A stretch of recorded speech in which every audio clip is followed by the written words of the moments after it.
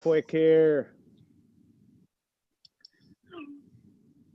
Welcome to the Think Tank. Each day we share the news and open dialogue and discuss how it might affect the business world. We speak with different leaders on crisis navigation and management, as well as experts in professional and personal self-betterment.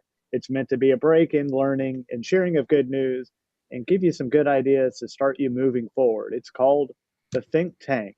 Today is happy hour 4 o'clock. We'll have people in and out enjoying their adult beverages or cigars. And we just kind of talk about what happened throughout the week. But I would like to set up what's happening next Tuesday because I will be hurting your brain with this. We're going to be joined by Mike Liebhold. Is that correct? That's correct. Yep, Liebhold. Yep. And let me just tee this up a little bit, Robbie, because I know you've been asking. So here is your answer. Mike is a senior researcher and distinguished fellow, as we all are. Mike is he does that at the Institute for Futures Technology Futures Lab. Well, actually, it's the Institute for the Future, right? Let's see, Institute for the Future. The Institute for the Futures Technology Futures Lab. Yes, indeed, you're right. I'm just reading what the man sent to me. Wow, I couldn't even read it. Then you put that on a business card. So, and he interprets technology underpinnings of tomorrow's world, working with private and corporate clients, global leaders and researchers, and public groups like HHS, DARPA, the FCC, Congress, and the White House. So that'll be on that guy's Tuesday. I bet he's got some cool dark secrets. Man, awesome. But what's interesting about him is down at the last paragraph, Sammy, Yes, he sir. began as an original tech at Atari back in the 70s. And he worked his way up through Apple, Netscape, and ultimately into this Institute for the Future. But he's been all about predicting where technology will be in 10 years. Wow. But much of his focus right now is how are we emerging from the COVID experience and what that's going to really mean. So I hope Doug was there, and I think he'll love it. I think he'll love the conversation. In fact, he used to be with Apple too, Sammy. He was. Yeah. Yeah. I mean, I think just in the email or whatever back and forth, I think he could easily talk way above our heads, but at the same time, I think he also knows how to talk to us. So it should be an interesting time. It is. So who's got the relationship with him? He's my cousin. He's my cousin. Oh, wow. I got all the travel. He got all the brains. No kidding. I'm with you. Hey, I hear you. I completely understand. It's interesting. Just quickly, I've been doing a bunch of other things today, but just going over the news. Is Cuomo starting to take a little bit of heat? And given the amount of between the hospital, between the ship and the all of the other hospital help and assistance that he said that the New York City was going to require, is he going to start taking some heat for that? Well, not from his allies, certainly not. But well, I mean, the whole respirator thing. I mean, evidently there's not a shortage of respirators. I don't know if that. No, I think the simple picture is that he saw an urgency. He asked for the world. Trump gave him the world, and then he didn't need it, and so Yeah, but if he didn't ask for that, he'd be more crucified than overdoing it. So I would take over. Sam, I agree. I agree. But at some point, and again, I live with somebody, and every 10 words the words data point come out of her mouth because she's making multiple decisions, but can only make those with true data points, right? Right. So just looking at the models that were created by whomever, those models in some ways appear to be off. Yeah. They were. Yeah. I think that everything has been modified. I mean, what we didn't know March 15th, we know a heck of a lot more now. And so okay, it's YouTube, Kimball. oh, yeah, okay. it's YouTube. Yeah. But yeah, he's definitely much in a much better place. Yeah, I do watch him while I'm eating lunch every day, and he is. I mean, it's hard to argue his governance, if you will. Like today, they were giving him grief that all these people are outside rioting because they want to not have to pay rent, and he is supposed to go tell the billionaires too bad and have the billionaires pay everybody's rent. and so he's getting hammered with that, and his response was, well, you got to understand, I understand what they're saying, and we've put something in place to kind of protect that, but I also understand what the billionaires are saying, and they can't just be completely hosed because they own all those things, and if they don't and they can't support it, then we've got a big problem. So we have to look at all those deals and then sit down and apply the science to it and math and see what makes sense. Mm-hmm. Yeah, I mean, we talked about that a couple of weeks ago. It's like, okay, no, you don't have to. Speaking of New York City, you don't have to pay rent. What did he say for until July? Is that what it was? Yeah, through June. Yeah, through June. Through June. But then the next step is what's to keep a landlord from immediately saying, okay, come June 1st or July 1st, all of your back rent is due. Right. Or we're going to begin to, begin to evict you.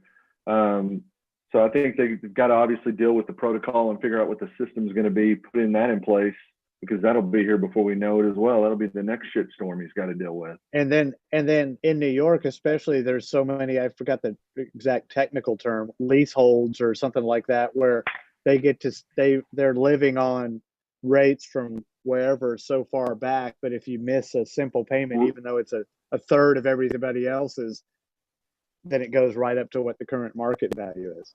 Yeah, what is it, rent control or whatever they call it? Yeah, something like that. Yeah. So Sam and I were talking. Kimball, you're gonna go run down to eat at your favorite restaurant this weekend? Yeah. Oh yeah. I mean, I'm not afraid to go in any restaurant. I would do it. Do they still take your coupons right now? No, the other day I walked into Taco Joint, Sammy, and they have Monday, Tuesday, Wednesday specials. So I walk in for the Wednesday special, and she goes, "Oh, we're not doing the specials right now." So I turned around. You went. Yeah, so then you pull your coupon out and walk down to Flying Fish. No. Yeah, exactly. I mean, I did. I pulled the coupon, and I don't know where I go. Chili's, I have a nice 3 for $10 deal going on. So. Michael, his nickname is Coop for a reason. We call him Coops because he's always got a coupon. I love it. That's great. Man, speaking of coupons, this is an interesting thing, Sammy. It's Coupon Friday. Coupon Talk Friday, man. I could go on. I could do a whole show, on that. But on Sammy, COVID coupons. Yeah. You're one to talk. I mean, let's face it, you're a closet coop king. Oh. But here's an interesting concept to see if this makes sense, because it doesn't to me. American Fidelity, I used T's credit card to buy the air to go to Switzerland. Yeah. As we know, the credit will be in my name. Right. Yeah, air credit will be in your credit will be in my name. Yes. Which it is. But the client chose to reimburse T for her credit card. T. Yeah, T. So that puts me in a pretty good position. Basically, she's been reimbursed and I'm now sitting with that credit. Except it depends. Like for Verizon, that happened. They paid for our stuff, but then we also had to sign this document, all the team did, saying that credit that is associated with our tickets is on hold for Verizon should they rebook in that time slot. And that's a prudent thing and somebody smart, but I'm talking about who. Yes. We're on the World Wide Web right now. Right. Yeah, y'all are pretty cryptic though. That's good. I'm sure nobody can read between the lines. It's all good. Yeah. So I'm pretty sure. No, that's interesting. But hey, it's like, okay, I think right now we're free to go wherever. Everything's kind of open back up, but yeah, I'm not changing much of what I'm doing. I'm not going to go sit in a restaurant. I might go to a couple more restaurants to get food to come out. And I was reading an interesting article about Wuhan right now, and they, while they're all free and back, it's really, I mean, they're running at like 20% of what they ever did, and you still have, they're wearing full on Tyvek suits, and restaurants are not open for other than takeout. So it is a very, very, very gradual, I think, roll back out. Yeah. Yeah, but I don't know if is Wuhan going to be our point of reference. It's going to be our. I mean, that's what we're going to do. Well, then my brother-in-law is like all upset because the California governor said we're closing Orange County beaches. Mm-hmm. But I'm not going to go sit on a beach right next to somebody. Are you? I don't, I don't have the anxiety about it. I'm out in the open air. For all I know, I may be an asymptomatic carrier. I don't know. I don't have that. No, I'm not freaking out. And I put on a mask when I go in somewhere. I'm not driving around with a mask on. No. But I'm not going to go sit or hang out anywhere with people I don't know in close proximity.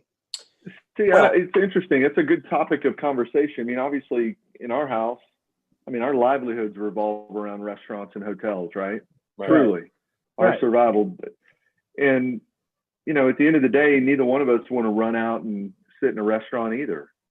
But I think that in the next few weeks, as things progress, the last thing in the world I want to do is begin to have some sort of anxiety towards, walking into a restaurant. I want to begin to feel comfortable. It might be different if somebody's in New York. I certainly don't want to go into a restaurant where I have to wear a mask and I got to lower the mask every time I eat. Y'all ever thought about what that protocol is supposed to be? I mean, how's that work?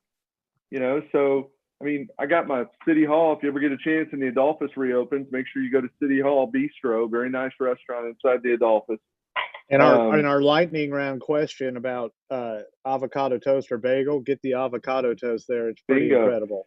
Yeah, for sure. But I will say this, speaking of the beach, today, we go to Pensacola Beach every summer and stay in the same place. And, we were just this morning looking at, Pensacola reopened all of their beaches today. We're moving forward with plans, trying to, but that's 3 months away. Well, it's July, I know, but it's 3 months away. But I think what you do now, I mean, maybe you don't feel comfortable now, but what the last thing I want people to do when it comes to restaurants or walking into a hotel is, you don't want them to think that they need to feel uncomfortable doing that. And I just think if you're not, you're fine. You're right. If you don't feel comfortable now, wait it out. Wait the next week, 2 weeks, 3 weeks, and see what happens. But I mean, the last thing we want to see is people start to feel uncomfortable with going to eat in a restaurant. Right. Yeah. Again, I don't know how they survive in New York. Did you see, forget what her name is. They're talking about there was already evidently a pretty big mass exodus of New York. Yes. Manhattan, people moving out. Yeah. Now they're saying it's just going to absolutely go crazy. Talking about Texas, Florida. They're predicting almost 500,000 people exodus, which is a $10 billion tax hit to the city of New York. Wow.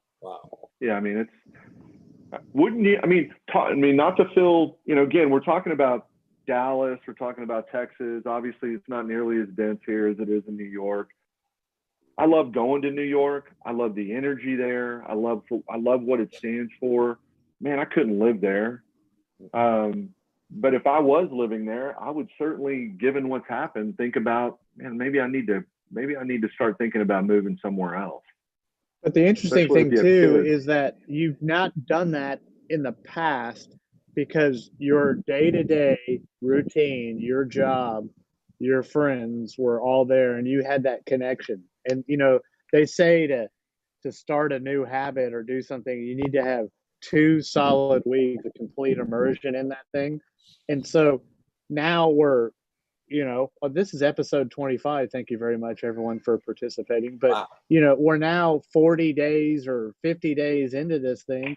So any of those kind of habits or anchors that you had are kind of open a little bit. And if you're able to start selling or communicating or marketing or whatever your service is like this, I mean, if you work in a restaurant, you can, but you're a lot more mobile at this point to go wherever. Mm-hmm. That's what I say. Yeah. What did y'all think yesterday about, it's, me being a sales guy, and somebody had said, this is selling, right? This is the new, I'm of the belief that, yes, this is, just like the telephone, this is a vehicle to sell, but at the end of the day, it really is about being face to face with people. So I hope that we don't get to a point where there's no reason for anyone. We went from, well, there's no reason to talk to anyone on the phone because we have email, right? And then we've gone from, is there no reason, maybe there's no reason to meet somebody face to face in person because we can do it through a Zoom call. Is that what's going to happen? I think, I don't know. I still think we're going to go back to our meet in person and do that. However, I think this, in the past, when someone sent you hey, we're going to do a go-to meeting and it's going to be video, you're like, oh man, yeah, I don't want to mess with the technical or what am I wearing or where this is at. right.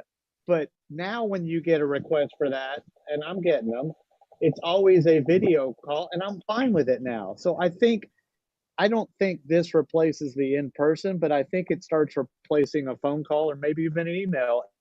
And I do agree with all these people we've had on here. There is this weird, people are so much more open now to talk and I agree with that through too. things like this, Yeah. No, I definitely agree with that as well. From a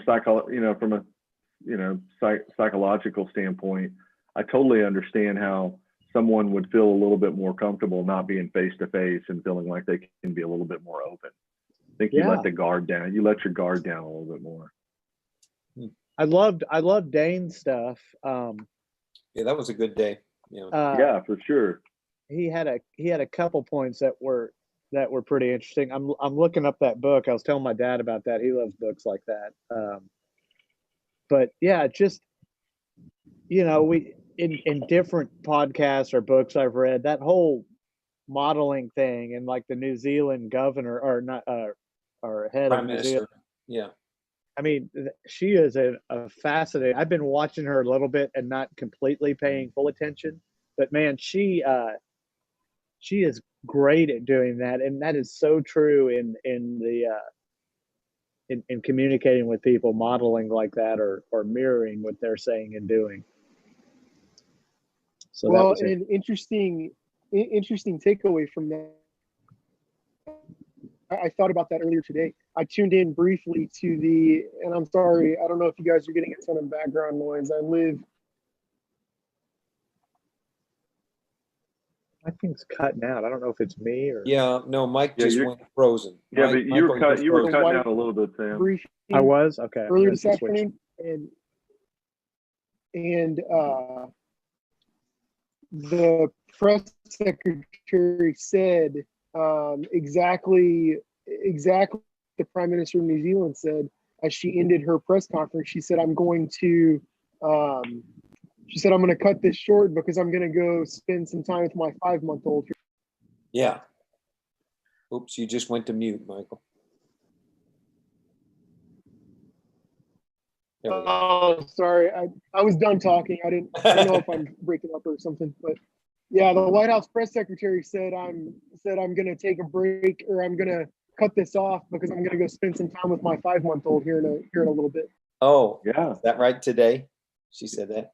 That's the new Kaylee awesome. McElhaney or McEnany. Yeah.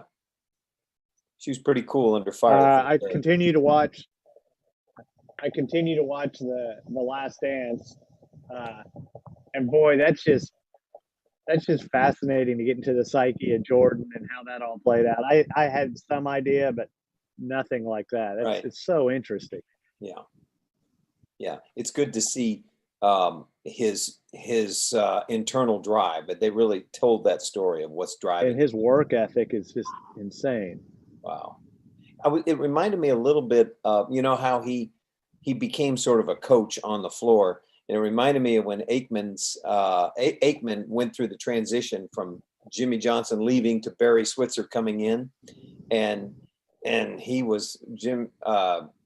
was not happy with the change, and he kind of took over and did some ass kicking himself.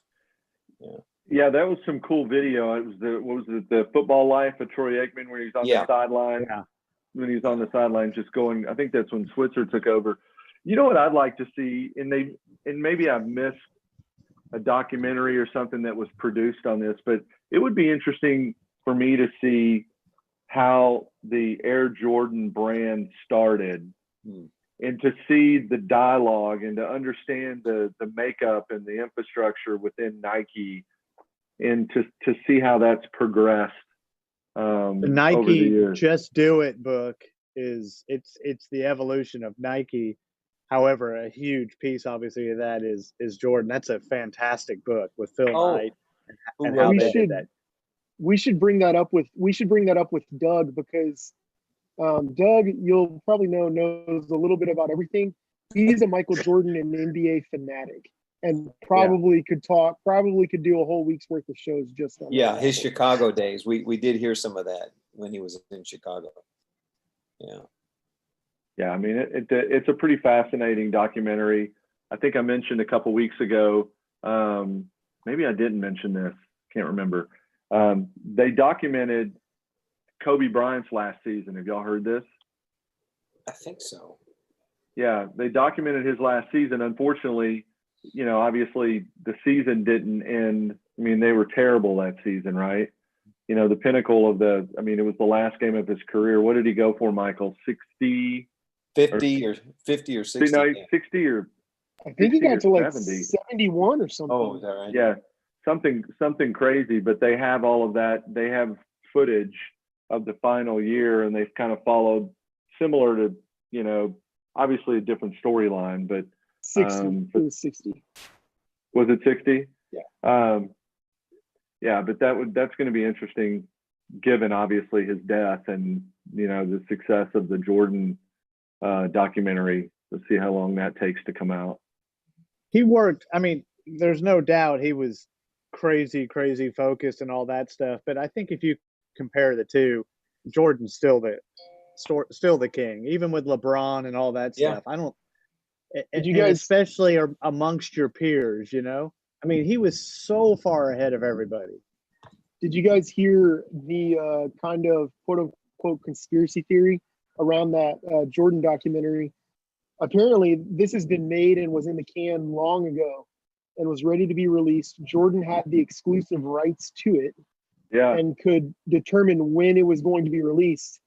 With LeBron on, what is presumably the back part of his career, the thought was that this season, LeBron could very well be in the finals with the Lakers having a great team.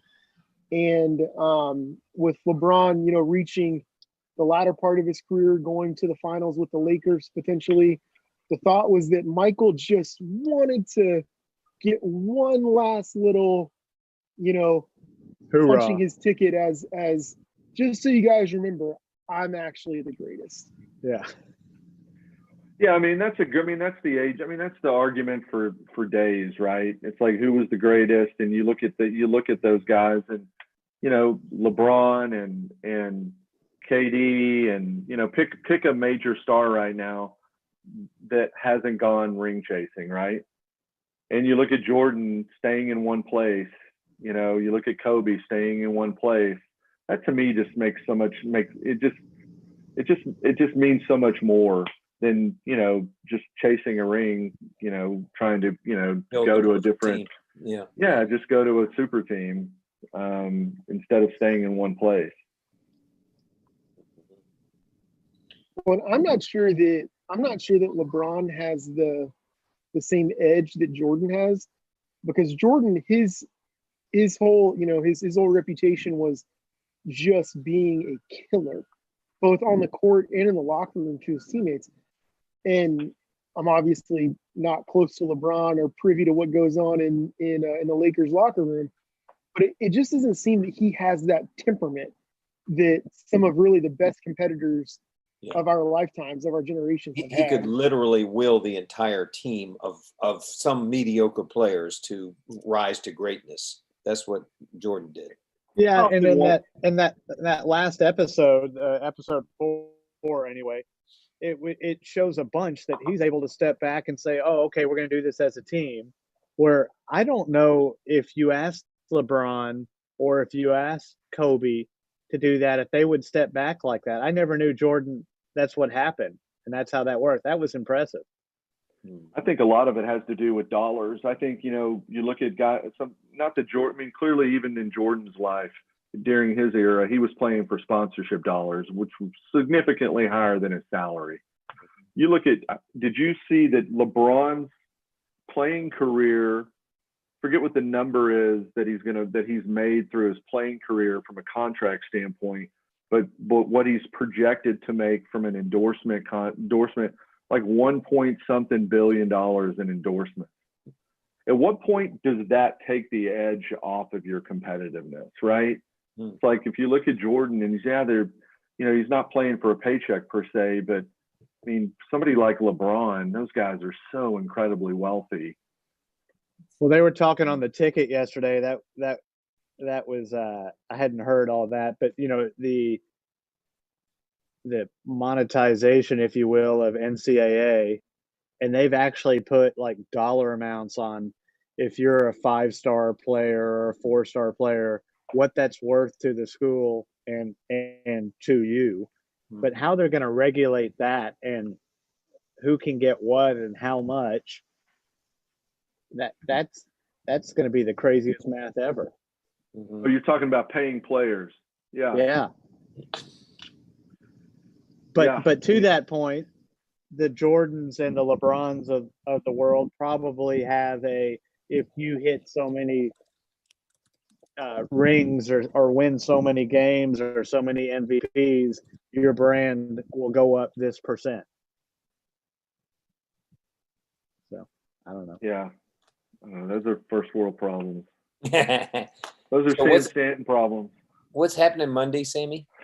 Nothing on Monday, except we'll have another show on Monday, and we'll prepare on Tuesday, unless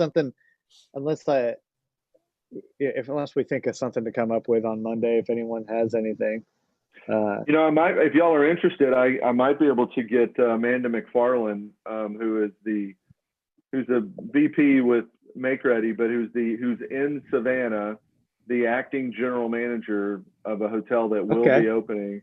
That will be opening. Well, it's open by then. But it would be open by then. She's a pretty energetic person. So well, yeah, it'd be fun to hear her perspective. Her perspective, in terms of what they're having to do to bring people back on, and what are people doing once they get there at that point? Yeah. I mean, what's the vibe? How's everyone? And also, what do the bookings look like? I mean, do you have a potential 40%, 50% looking in 30 days out? What? Yeah, I don't know. I know that they do have occupancy I don't know what it is, but it could be fun to get her on and just get some of her insight. That'd be really if she has the time. I don't know if she does or not. I don't know if you guys saw any of the or been getting any of the emails from all the airlines, but I was talking with some of the science guys on this other project we're working on. You watch what could very well happen in this short amount of time. The biggest perceived germ-infested buckets in the world, airplanes, could come out of this whole thing as a shining example of the most disinfected, cleanest, safest place you can be. Yeah, because they are overcompensating to the highest level, and they very well could set standards and go from nothing to all of a sudden the biggest thing. Yeah, that'll be another thing Mike can talk about Tuesday. 10 years ago, he consulted with Boeing on the air filtration system in Oh, wow. Yeah. And so he has lots of thoughts on that too. Well, Southwest is, they shared today that their filters, which no one knows. I mean, that's what all this stuff is. You got to let people know, but their air filtering in the cabin it's cleaner than most anywhere else. It's like 99.6 or something like that of constantly clean air. But no one knows that. They just think it's recirculating mess from the person who coughed in front of you. Yeah, that's important. I'd love to learn more about that. Yeah. American apparently announced yesterday, I think, that they're going to start requiring all passengers to wear face masks. Yeah, I saw that. Mm-hmm. What all three passengers? I mean, how many people do they have? That's what I keep wondering. You know, I don't see planes out there in the sky. Well, I was talking to Mike Buss, who's at Southwest, and he said all of their flights continue. They haven't cut any flights, and they're doing them every day to wherever so they can keep their money and keep people employed and all that stuff. But he said, you know, it's 1 or 2 or 3 people max at all at any time. That's crazy. So what happens when you know things start to get ramped back up? You're seating people every other seat? You got to be. Yeah, the middle seats are not being used. Couple, right? Okay, and what does that do? So does a $300 ticket go to $600? No, because they have to. I mean, they have to generate demand. There won't be demand, and they start low on price point. Well, I mean, so that's the question. There may be demand. Well, hotels, restaurants, air. I can't make money at 25%. I can't make money at 50%. But I can't get to 75 unless I work my way up through the 25, 55. So I think they have to operate at a loss just to begin to restore confidence in the public. And meanwhile, for full circle, Kimball can take his credit now and fly to about 30 different destinations. Yeah, I've got a world tour planned, actually. All right, guys. Well, fun to see you. Yeah, have a great weekend, everyone. See you on Monday. Michael, be careful at that rave you're going to tonight, all right? Hey, real quick, did you guys hear did you hear the fake Dirk on the ticket yesterday? No, I haven't. No. You got to look that up. That's down. Really funny. Shut it down. What did he say? Well, apparently there was one of the female reporters was on one of the talk shows, and she was talking about when she was at a sports station somewhere in Texas. She went to a Mavs game, and she got to go into the locker room, and while they're in there, Dirk's towel fell down. And she was like, "Oh my gosh, I could not turn away." And it was the biggest, most beautiful thing I've ever seen. So they had the fake Dirk talking about his little Führer and what that meant. It was so funny.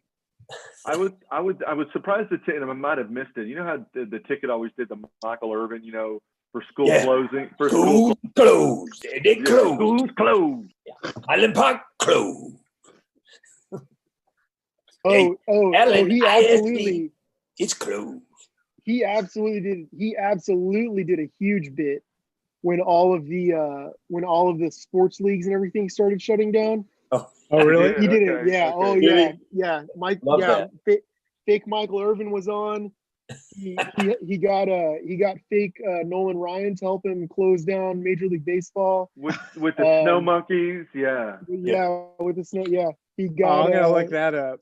He got Wade Phillips, I think, or fake Jerry Jones, or one of them. Oh my God! Close down the NFL or something. Yeah. It was great. Yeah, it was great. They did a couple of crossovers. Think Tank awesome. is closed. All right, everyone. Yeah, I have to look at the unticket. Isn't that where I can find all that? Yeah. Good stuff. Thanks. Thanks, guys.